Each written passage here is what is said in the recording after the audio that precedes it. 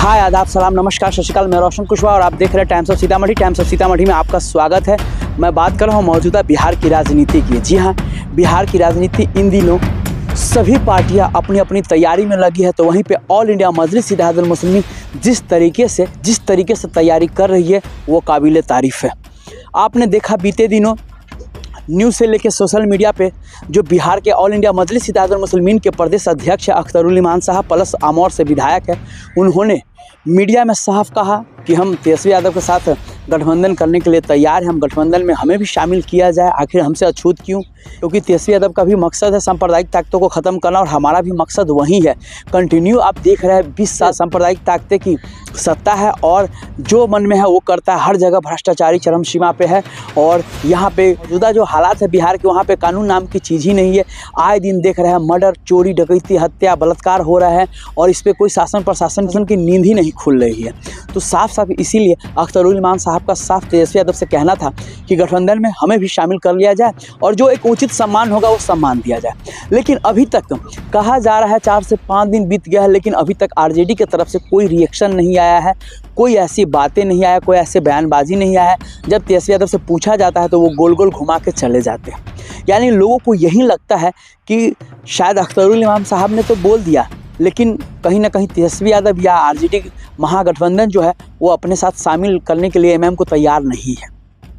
अब लोगों को कहना है, जो ऑल इंडिया मजलिस के चाहने वाले हैं उनका कहना है, खासकर अगर तेजस्वी यादव ऑल इंडिया मजलिस इत्तेहादुल मुस्लिमीन को अपने साथ गठबंधन में नहीं ले रहे हैं तो वो भूल कर रहे हैं। क्योंकि जिस तरह का इस बार बिहार में माहौल है और जिस तरह से तेजस्वी यादव का भी सपना है कि भैया मुख्यमंत्री बनना है हर हाल में, और जिस तरह से युवाओं का भी है, प्लस जिस तरह से इंडिया सी वोटर्स का सर्वे आ रहा है जिसमें सीएम का फेस में सबसे नंबर 1 तेजस्वी यादव को दिखाया जा रहा है, तो भैया ये सर्वे में दिखाने से नहीं होगा। क्योंकि मुख्यमंत्री आप तभी बनेंगे जब आप 122-23 विधानसभा की सीटें आएंगे, यानी आपके विधायक बनेंगे। और आपको क्या ईजी लगता है कि आप 122-23 आपकी गठबंधन ला देंगे? जी नहीं, इतना तो तय है, अगर ऑल इंडिया मजलिस इत्तेहादुल मुस्लिमीन आरजेडी महागठबंधन में आती है तो मुस्लिम का जो बिखराव है वोटों का वो बिल्कुल बंद हो जाएगा। और ये चीज़ कहीं ना कहीं ये डर सता रहा है बीजेपी यानी एनडीए गठबंधन को कि अगर ऑल इंडिया मजलिस इत्तेहादुल मुस्लिमीन को आरजेडी महागठबंधन शामिल कर लेती है तो वाकई में ये एनडीए गठबंधन की सरकार बिहार में फिर नहीं बनेगी। अगर नहीं करती है तो मुस्लिम वोटों का भी खराब होगा और उससे क्या होगा, फिर नीतीश कुमार कहीं बाजी ना मार ले। और ये चीज़ खुलेआम एक एक गणित बताकर तेजस्वी यादव को समझाया जा रहा है, लेकिन फिर भी क्या है नहीं है, तेजस्वी यादव अभी तक एक बार भी एक शब्द नहीं बोले इस पे। खैर, कहा जाता है राजनीति के माहिर खिलाड़ी तेजस्वी यादव भी है, तो कुछ न कुछ जो है गुना भाग गणित लगा ही रहे होंगे कि कहाँ उचित होगा, कहाँ अनुचित होगा, कहाँ फ़ायदा होगा, कहाँ घाटा होगा। जी हाँ, लेकिन जो बातें खबर चल रही है अभी इन दिनों सोशल मीडिया पे प्लस नेशनल न्यूज बन चुका है ओवैसी साहब को लेकर, आप देख ही रहे हैं।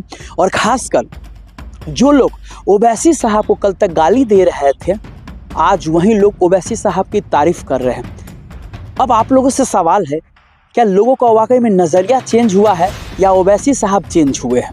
बहुत सारे लोग ये समझ नहीं पा रहे हैं कि वाकई में ओवैसी साहब जो एक समय कट्टर मुस्लिम नेताओं की बात करते थे, यानी सिर्फ मुसलमानों की बात करते थे, और जब से ये पहलगाम अटैक हुआ है उसके बाद जो ओवैसी साहब का जो इंडिया में पूरे हिंदुस्तान में एक छवि आया है वो अलग ही, मतलब अचानक चेंज क्यों?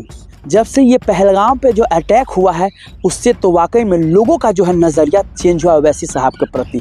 और ओवैसी साहब ने जिस तरह का आईना दिखाया पाकिस्तान को, और पाकिस्तान को ही नहीं, भारत का एक और नंबर 1 दुश्मन है तुर्की को भी, जो अभी तक बीजेपी आरजेडी या जो भी देश में बड़े बड़े पार्टी के नेता है, आज तक तुर्की या पाकिस्तान पे जो उतना करारा हमला नहीं किया जितना करारा हमला ओवैसी साहब ने किया है। और यही कारण है कि हिंदू मुस्लिम सब के दिल में ओवैसी साहब बस गए हैं।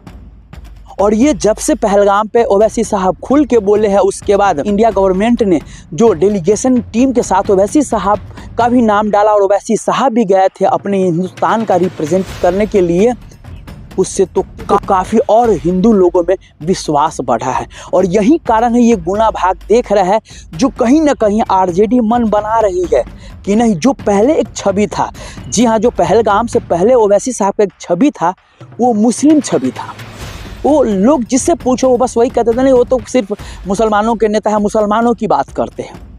लेकिन जो ये पहलगाम पे हमला हुआ, उस पर जो बढ़ चढ़ के ओवैसी साहब ने बोला है, उस पर लोगों को भी लग गया कि अगर सही मायने तो सेकुलर नेता अभी के डेट में कोई है तो वो है असदुद्दीन ओवैसी साहब। और इसीलिए कहीं ना कहीं कुछ परसेंट जो है हिंदुओं का भी मन बदला है ओवैसी साहब के प्रति। और कहीं ना कहीं जब पूछा जाता है हिंदुओं से कि क्या अगर ओवैसी साहब के पार्टी के प्रत्याशी आते तो आप वोट देंगे, तो बोलते जी हाँ बिल्कुल देंगे।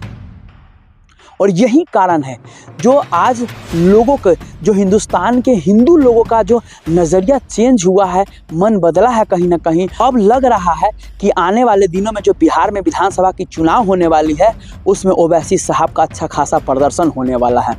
खासकर जिस तरह से पिछले बार 2020 में जो गलती हुआ था, आरजेडी ने अपने साथ गठबंधन में नहीं लिया एमएम को, और एमएम ने तो अच्छा खासा प्रदर्शन किया, 18 में से 5 सीटें जीत कर आए। उसके बाद सबसे अगर बुरा हाल हुआ तो वो हुआ आरजेडी का, जो मात्र 18 सीट पे चुनाव लड़ते सीमांचल में और 1 सीट जीत कर आते हैं ठाकुरगंज। और इस क्रम में फ़ायदा किसको हुआ सीमांचल में, तो सबसे ज़्यादा फायदा हुआ बीजेपी जेडीयू को। और यही चीज़ अख्तरुल इमान साहब, आदिल हसन साहब आईना दिखा रहा है तेजस्वी यादव को कि समय है, समय रहते अगर आपने अपना नज़रिया चेंज नहीं किया तो इस बार आपका शायद सीमांचल में खाता भी नहीं खुलेगा। लेकिन अब सवाल ये है, क्या तेजस्वी यादव का मन बदलेगा? क्या आरजेडी गठबंधन में एमएम को शामिल करेगा तेजस्वी यादव? प्लीज़ आप लोग कमेंट करके ज़रूर बताएं, और जितना हो सके इस वीडियो को शेयर कीजिए।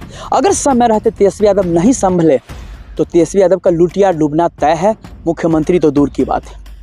खैर कैसा लगा प्लीज़ आप लोग कमेंट करके जरूर बताएंगे। जितना हो सके इस वीडियो को शेयर करेंगे। तब तक के लिए बाय बाय, टेक केयर, देखते रहिए टाइम्स ऑफ सीतामढ़ी।